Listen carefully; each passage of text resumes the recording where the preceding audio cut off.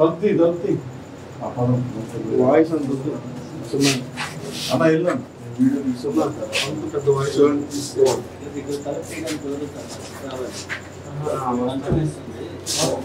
నువ్వు బయట చేస్తావు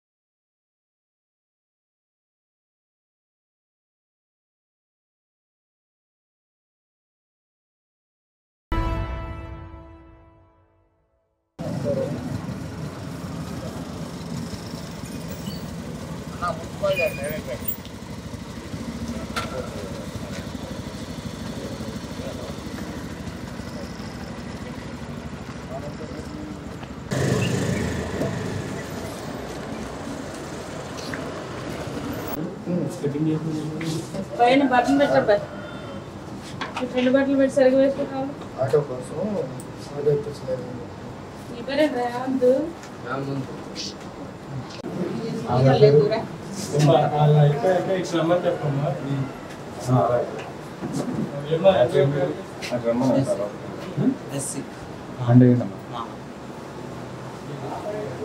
ఏం చేస్తుంటారు? బీకామ్ అయిందా మీకు? ఏం చదువుకున్నారు? ఏంటి డిగ్రీ? బీకామ్. ఇప్పుడు ఏం చేస్తున్నారు? ఎక్కడ? ఇల్లు మీదేనా?